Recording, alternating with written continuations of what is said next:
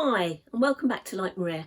Today I'm going to talk to you about Macbeth, and we're going to look at 5 things that Macbeth does that illuminate his character. This is really important for a drama, that we look at not just what the characters say, but how they behave and what they choose to do. So after today you'll have a great sense of actions by Macbeth in the play Just Like Maria. I'm going to talk to you about 5 things that Macbeth does. So let's get started. So number 1, talking about how Macbeth takes on board what the witches have said. Now, he knows that he's got titles already. They predict more titles, in particular Thane of Cawdor, and they predict that he's going to be king. Now we know that he takes this to heart, and it's really listening to them and beginning to act upon that causes the chain of events that is to come. He chooses to write to Lady Macbeth, and in that letter he explains that the witches said, "Hail, King thou shalt be." And these words really strike him, and he becomes a little bit obsessed with this. He can't think how that might happen, but by articulating it in a letter to his wife, who later appears on stage reading that same letter, we know that he is really internalising these ideas and pondering on them.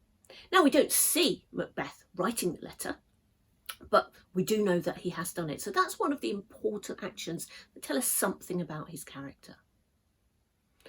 Number 2, key to think about with Macbeth's character is the way he debates. He goes back and forth. He decides to act, then he refuses to act. And we see a lot about his mind and the way his mind works in his soliloquies. On the one hand, he thinks Duncan is a good king and he has been loyal to Duncan, and he feels that to murder him would not be a good idea, and he decides we will proceed no further. On the other hand, particularly in that soliloquy when he sees the daggers, he questions his mind, he questions his motives, and then he decides to act. He is drawn into acting. So these soliloquies and the way he debates, the action of debating on stage, is very much part of Macbeth's characters, and we are privileged to be, as an audience, seeing into his headspace there. Number 3, really key here, is his murderous intent. Once he starts on this trajectory of murder, it's as if he can't stop. He murders Duncan, then he has to murder Banquo. Now, he doesn't actually do that, he gets his agents to do it. But he proceeds through the play, and of course he murders Lady Macduff and the children, and is trying at the end of the play to murder Macduff, although that is in kind of open battle, so that's a little bit less sinister and perhaps more honourable. So committing murders, or facilitating and getting murders done, paying for murder, is a big part of Macbeth's character. Number 4, looking at the way he sees the supernatural. So right from the beginning he sees the witches and he engages with them. Then after Banquo's death he sees Banquo's ghost. So Macbeth, of all the characters in the play, seems to have this special affinity with the supernatural, and he sees projections of the daggers. Perhaps we can interpret Banquo as a projection of Macbeth's own guilt, but he is given by Shakespeare these visual moments where he sees things that other people don't see. Also, he revisits the witches, and he goes to see the witches and he sees the apparitions, the various apparitions relating to the future, relating to Banquo, relating to himself and Macduff. So he does seem to have a specific relationship that other characters don't have with the supernatural, and he tends to set a large store on the things that he learns from supernatural. So number 5 is the way that Macbeth ends the play. He refuses to play the Roman fool, is what he says.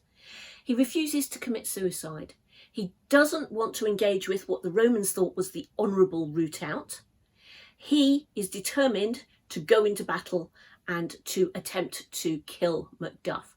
So this can be interpreted in different ways. Perhaps it's not an honourable end.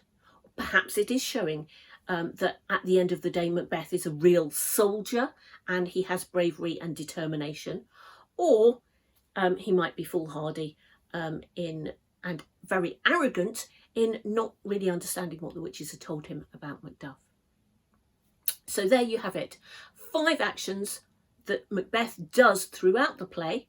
Remember always to think about this play as drama, not just what's said and what's written, but what's performed by the characters. So hopefully that sorts a little bit of Macbeth out for you. Thanks for watching and see you next time.